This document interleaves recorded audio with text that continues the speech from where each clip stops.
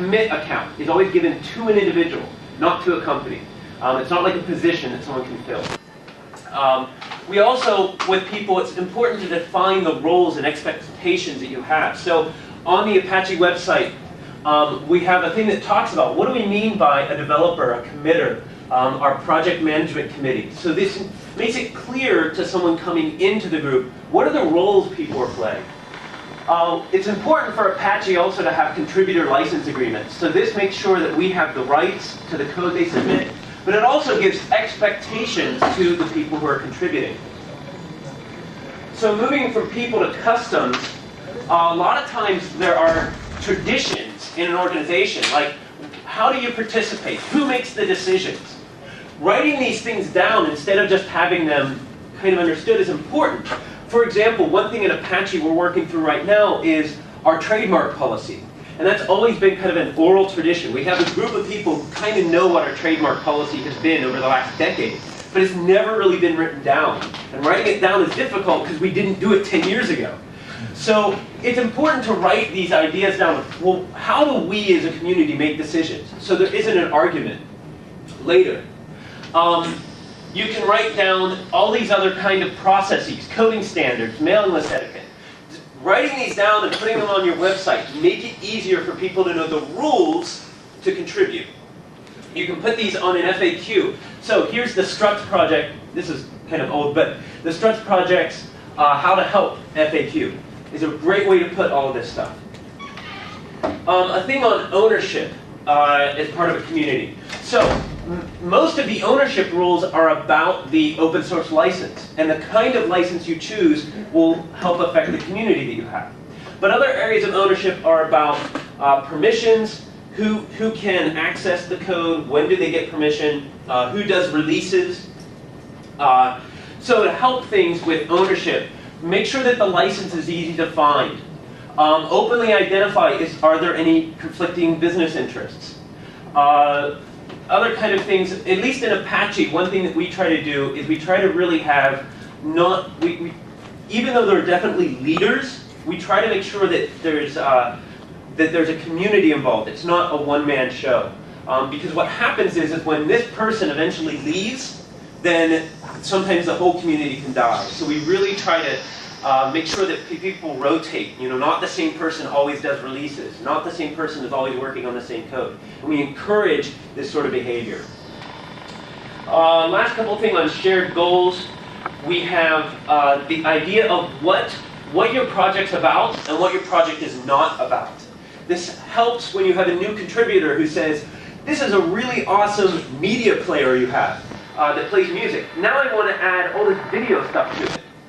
And you as a community need to decide, is that the kind of project we want? So having these goals up ahead will help people know what your scope is. This was a big deal for Subversion. And the Subversion project, when it was created, was primarily designed to replace CVS. But it was a very popular project, and until it became the 1.0 release, the developers had a lot of questions saying, Subversion should do this, and Subversion should do that, and this. And that was very distracting.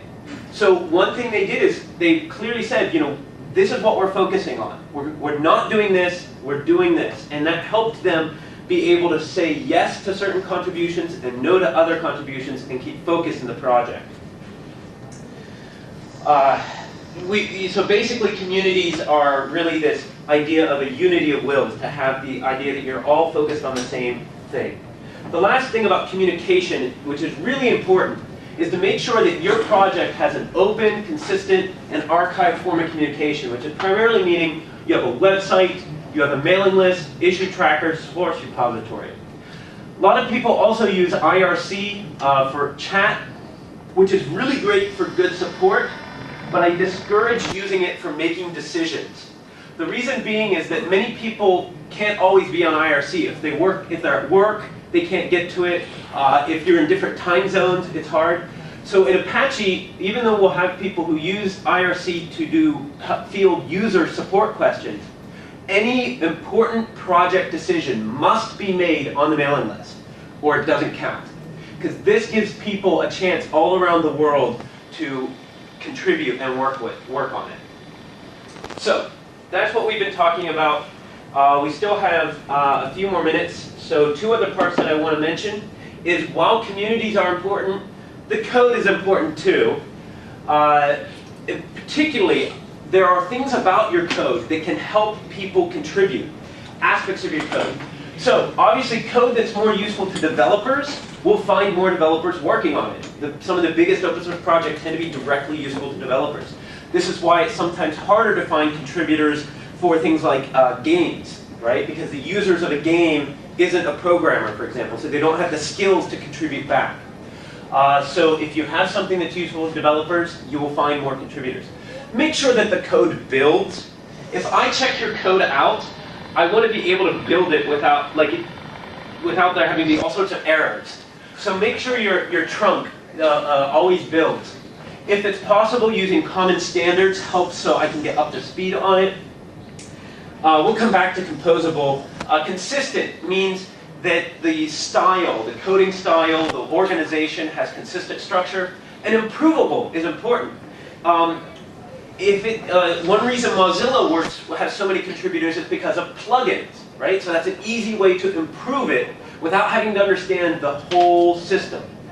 And that comes back to this idea of composable. There was a study done in 2005 that looked at how do open source projects deal with free riding and how do they deal with getting contributions. And a major part of it is those projects that are modular. So they're broken into easy pieces to understand, or they have plugins, get more contributors. Because to fix something, I don't have to understand all of it, I just have to understand this one module. So if you have a project and you can break it into smaller parts, you will get more contributors from that. And last,